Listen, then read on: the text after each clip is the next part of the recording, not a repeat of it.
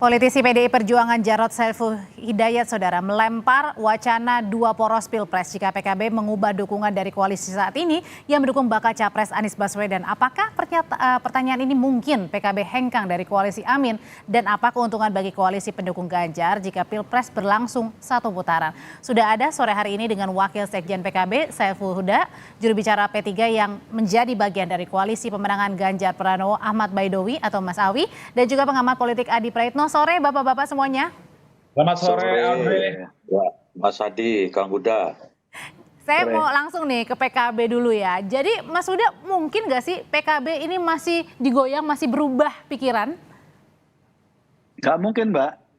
Kita sudah berlayar. Jadi kalau kemarin ada goda-menggoda karena belum ada satu poros pun yang mengambil cawapres, kebetulan pasangan Amin ini pasangan yang pertama kali sudah lengkap antara calon presiden dan wakil presiden. Jadi apa yang disampaikan oleh Mas Jarod kira-kira yang bisa menerjemahkan Mas Awi. Apakah tidak cukup sudah punya 4 partai koalisi, kok pasti nyari yang baru, kira-kira begitu. Oke. Nah, saat yang sama saya kira itu bisa dimaknai Mas Awi dan teman-teman PDIP kelihatannya masih butuh teman. Nah, kalau ngajak PKB kelihatannya sudah tidak mungkin karena 100% nggak mungkin ya Mas ya? Sudah nggak mungkin Mbak, 100%. Oke, kalau gitu sekarang saya tanyain ke P3. Mas Awi, kenapa sih masih menggoda PKB padahal kan PKB sudah jelas punya Amin, baca pres dan juga baca wapresnya Caimin. Ya, kalau ingat statement Hasto, ada isu-isu kemarin itu tidak ada asap kalau tidak ada api. Nah, Mas Jarod berpendapat mengenai statement seperti itu kan bermula dari statement dari Jazil dari PKB gitu. Jadi kemudian diamplifikasi oleh sejumlah media. Nah, kami hari ini meyakini bahwa berdasarkan konsolidasi koalisi terkini itu masih 3 poros. Memungkinkan ketika 2 poros itu, kata Pak Jarod, apabila PKB bergabung baik ke Prabowo ataupun ke Ganjar. Ini untuk menindaklanjuti statement yang disampaikan oleh Pak Jazil. Kalau di kami misalkan mau dikonstruksi 2 poros antara Prabowo dan Ganjar, itu sesuatu yang tidak mungkin. Bisa memungkinkan apabila Ganjar Pranowo jadi capres, Prabowo Subianto jadi cawapres. Itu bisa, tetapi kan apakah mau? Kan tidak semudah itu. Tapi kenapa langsung terang-terangannya bilangnya PKB, Mas? Nggak parpol lainnya? Ya kan yang mewacanakan menyebut masih memungkinkan 2 poros ketika sudah porosnya terbentuk kan PKB. Ya kita kembalikan ke PKB. Kan gitu. Ketika PKB sudah membentuk koalisi, terbentuk pasangan Amin, salah satu elitnya masih mengungkapkan ada wacana 2 poros gitu kan. Ya kita kembalikan apakah serius atau tidak. Kalau serius ya hanya bisa itu ketika diantaranya PKB mengubah pikiran. Tapi kalau dari sinyalemen yang disampaikan Kang Saiful Huda itu sesuatu yang tidak mungkin. Meskipun sebelum mendaftar ke KPU itu segala sesuatunya masih mungkin. Tapi hari ini kami konsentrasi bahwa poros koalisi itu masih ada 3 sampai hari ini gitu. Kalau gitu sekarang balik lagi ke PKB. Waktu itu serius nggak sih pernyataan dari Pak Jazilul saat itu, Mas Huda? Enggak, Mas Jazil mengamplifikasi apa yang disampaikan oleh Mas Hasto dan Mas Aryo. Jadi lempar-lemparan ya? Enggak, memang coba dicek aja, coba ditelusuri. Yang pertama kali melempar 2 poros itu Mas Hasto. Dan diamplifikasi oleh Mas Aryo Bimo menyampaikan masih ada kemungkinan untuk duduk bersama antar ketua umum partai. Nah, dalam hal ini ya antar ketua umum partai yang agendanya adalah keberlanjutan gitu. Dan tadi sudah jelas Mas Awi sampaikan kan, yang berpotensi untuk terbuka kemungkinan kan kalau ada Ganjar dan Pak Prabowo.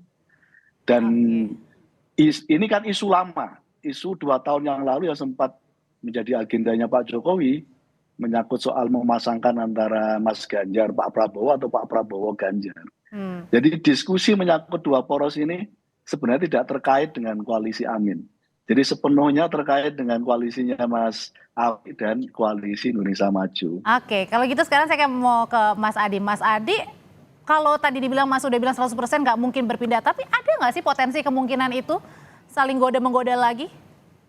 Ya kalau mau jujur sebenarnya Audrey ini kan saling ledek antar poros politik ya. Ketika Gus Jazilul bicara tentang kemungkinan dua poros, itu kan sebenarnya ingin menggiring opini soal kemungkinan Ganjar dan Prabowo atau Prabowo Ganjar bisa menyatu, lawannya adalah Imin. Kan kira-kira begitu. Dugaan saya kenapa ini disampaikan supaya poros politik yang ada itu tidak menggoda Imin ini supaya bubar dan pindah ke lain hati. Tapi kalau kita membaca kemungkinan Prabowo Ganjar, Ganjar Prabowo bersatu, rasa-rasanya kok sampai kiamat pun agak sulit ini untuk dibuktikan. Karena sampai saat ini kan Ganjar ataupun Prabowo kan ngotot harga mati mereka capres. Oleh karena itu bagi saya kemudian godaan yang lainnya adalah kemudian dua poros itu akan terwujud kalau Imin itu bubar jalan. Dengan asumsi misalnya banyak hal lah yang dijelaskan. Mungkin faktor elektabilitas dan faktor-faktor di luar kemampuan manusia. Bagi saya ini saling ledek lah antar koalisi partai ya. Tapi secara prinsip kalau kita membaca anatomi kekuatan politik kita, Andre, memang secara alamiah seakan-akan di 2024 hanya akan ada poros politik tiga ya. Amin, kemudian Prabowo Subianto dan Ganjar Pranowo. Tapi sorry itu harus saya katakan, di politik kita ini kan ada sesuatu yang memang di luar kendali kita, di luar nalar kemampuan kita sebagai makhluk politik biasa. Contoh, siapa yang bisa menyangka Prabowo Subianto itu akan jadi menterinya Jokowi? Itu di luar kemampuan kita. Siapa yang kemudian bisa menyangka PKB kemudian menjadi bagian dari koalisi Anies Baswedan yang kita tahu merupakan dua kutub yang selama ini memang tidak pernah bisa bertemu basis konstitusi mereka. Nah, Mas Adi, tapi kalau misalnya berbicara tentang mungkin ya, tadi kan ada kemungkinan kalau ya, bukan ada kemungkinan tapi kalau misalnya. Nah, sebenarnya kalau itu faktor apa saja yang bisa terjadi untuk mendorong PKB ini hengkang keluar dari mendukung baca presnya Mas Anies? Eksternalnya misalnya. Ya sebenarnya banyak hal ya. Misalnya orang berasumsi mungkin karena faktor elektabilitas ya. Kalau memang pasangan Amin relatif tidak terlampau menjanjikan, tentu mereka ini mungkin ada anggapan tidak akan lanjut ya. Karena tidak mungkin ikut tanding kalau memang sudah diprediksi kalah. Yang kedua pasti mengaitkan dengan bagaimana Gus Muhaimin beberapa waktu yang lalu sempat panggil KPK meski sebagai saksi. Kalau kemudian kasusnya misalnya ini ditingkatkan di luar batas kemampuan kita sebagai manusia, mungkin itu bisa menjadi variabel-variabel yang akan terjadi di kemudian hari. Atau jangan-jangan misalnya antar elit partai, Megawati, kemudian Jokowi, di situ ada Prabowo mungkin bicara dari hati ke hati dengan Gus Muhaimin. Ini melampaui partai, bicara tentang melampaui poros-poros politik, bicara tentang stabilitas dan seterusnya, maka sangat mungkin politik kita itu bisa disederhanakan bahwa Gus Muhaimin mungkin bisa dijinakkan dalam tanda kutip untuk mengurungkan bagaimana tidak bisa lanjut bersama Anies Baswedan, mengingat kalau kita melihat kecenderungan secara umum kubu pemerintah itu kan tidak terlampau happy dengan masuknya Anies sebagai salah satu kontestan yang maju di 2024. Tapi Audrey satu hal, kalau melihat iman politiknya, rasa-rasanya Gus Muhaimin ini hakul yakin sampai mati. Sulit sebenarnya untuk digoda, untuk digoyang iman politiknya. Per hari ini ternyata Imin itu sampai ke pondok pesantren saya itu melakukan silaturahmi politik sebagai salah satu keseriusan mereka ya. Tapi overall ada kekuatan. Tapi Mas Adi ada yang mengejutkan juga kan dari menterinya Nasdem ini tersandung kasus hukum. Nah, apakah ini juga akan mengubah? Kalau itu tidak ada ya Audrey, karena sebelumnya kita juga melihat bagaimana Pak Joni Plate ditetapkan sebagai tersangka, ternyata poros perubahan ini tidak goyang-goyang. Bahkan ketika Demokrat keluar pun bukan karena faktor Joni Plate jadi tersangka, tapi karena AHY di PHP, dijanjikan surga, tapi nyatanya neraka yang diberikan. Itu yang kemudian membuat Partai Demokrat keluar. Oleh karena itu, maupun besok ada tersangka, siapapun yang terkait dengan internal Partai Perubahan, kok rasa-rasanya agak sulit untuk mengurungkan niat politiknya. Satu-satunya yang bisa bicara dari hati ke hati supaya Gus Muhaimin tidak bersama dengan Anies ya tentu adalah Pak Presiden. Mungkin Megawati Soekarno Putri ya, orang-orang yang menjadi kingmaker dan queenmaker betul menghadapi pemilu di 2024 yang akan datang. Saya mau kembali ke P3 Mas Awi. Tadi kan mengutip pernyataan Pak Jarod bukan soal tentang tadi PKB ya, tetapi juga PDIP kalaupun ada satu putaran ini mungkin saja Ganjar melawan dengan Prabowo. Ini maksudnya gimana Mas Awi? Ya kalau bicara penghematan anggaran, kalau bicara penghematan anggaran itu tidak perlu harus lulusan S3 untuk bicara. Antara Pilpres 2 putaran dengan 1 putaran itu pasti lebih hemat yang 1 putaran. Itu kalau bicara terkait dengan perspektif penghematan anggaran negara. Tetapi proses demokrasi itu kan tidak serta-merta harus dilihat bahwa ini besar kecilnya anggaran yang dikeluarkan. Tapi langsung terang-terangan Ganjar versus Prabowo kan bakal padahal kan ada 3 poros nih sampai dengan sekarang. Lah ya itu kembali ke yang tadi terkait dengan kondisi terkini, parameter-parameter misalkan hasil lembaga survei dan semacamnya. Tetapi sekali lagi kita tetap menghormati ya dalam posisi hari ini P3 misalkan harus berhadapan-hadapan dengan 3 poros ya itulah realitas politik yang harus kita lalui. Kalaupun ternyata nanti pada akhirnya 2 poros ya nggak masalah juga. Tapi saya ingin katakan bahwa jangan sampai gara-gara misalkan untuk penghematan anggaran seolah-olah kita mengeluarkan ongkos demokrasi yang mahal seolah-olah ada penyesalan. Tidak, karena kan pilihan demokrasi ini pilihan sadar ketika kita mengamandemen Undang-Undang Dasar 45, melaksanakan pemilihan secara langsung, terus ditindaklanjuti dengan aturan perundang-undangan terkait syarat threshold yang memungkinkan pilpres itu 2 putaran.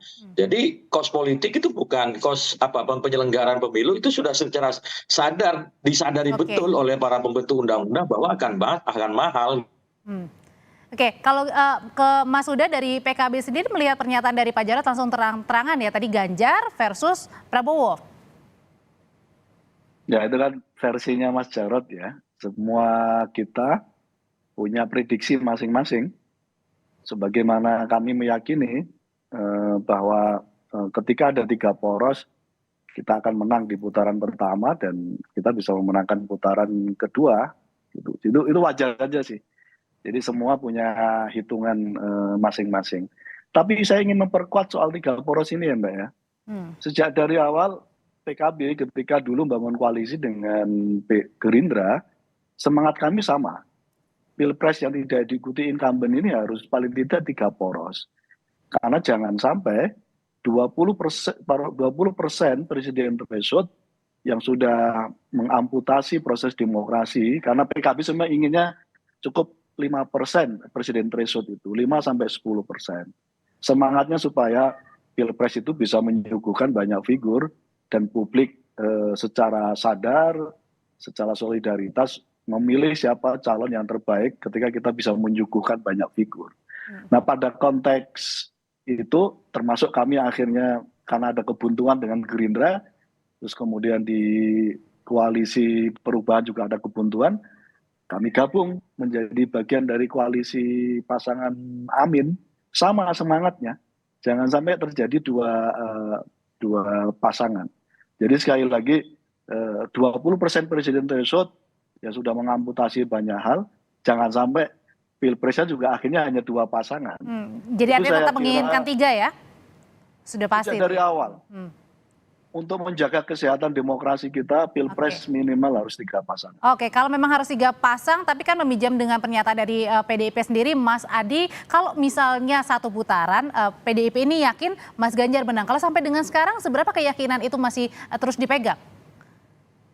Dalam politik tentu modal besarnya adalah keyakinan, optimisme, Audrey. Jadi mungkin kubunya Mas Awi, kubu PDIP yang mengusung Ganjar ini, di mana elektabilitas Ganjar 36 saat ini bisa berlipat ganda karena dengan asumsi mesin politiknya belum bergerak, Ganjar belum maksimal, kemudian belum mengamplifikasi secara total mesin dan kekuatan politik mereka.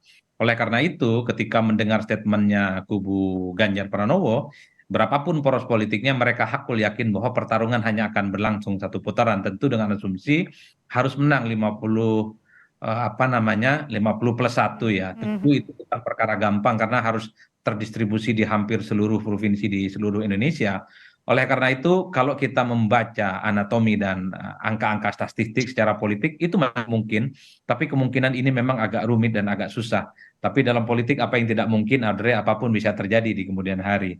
Tinggal kita cek apakah nanti memang kalau ada 3 poros politik, kalau kita melihat per hari ini, PDIP, kemudian P3, Perindo, dan Hanura mampu mengantarkan Ganjar sebagai pemenang dalam 1 putaran sekalipun porosnya nanti ada tiga calon yang masuk ya. Tapi kalau misalnya 3 poros kemungkinan ada 2 kali putaran? Kalau saya menduga per hari ini, kalau melihat angka-angka statistik, sangat mungkin terjadi 2 putaran. Karena 50% plus 1 itu bukan hanya 50% plus 1 ya, tapi kemenangannya kan minimal di separuh gitu, atau di sepertiga di seluruh provinsi di Indonesia. Ini nggak gampang, Audrey, bisa dilakukan dalam waktu 5 bulan ke depan. Bagi saya, mau 1 putaran, 2 putaran, ini bagian dari berkah demokrasi yang harus kita nikmati. Karena bagi saya demokrasi pemilu itu tidak Baik. bisa diidentifikasi hanya persoalan dana, tapi yang jelas bagaimana rekrutmen dan regenerasi kepemimpinan harus diselamatkan dengan cara-cara yang demokratis. Dengan cara apapun, mau 2 poros, 2 putaran, harus kita nikmati sebagai bagian dari keniscayaan demokrasi. Mas Awi, kalau dari koalisi Mas Ganjar sendiri sebenarnya saat ini masih tetap mau menginginkan parpol-parpol tambahan nggak untuk mendukung Mas Ganjar nih di Pilpres? Ya, namanya politik itu kan ada adagium yang selalu menjadi acuan ya.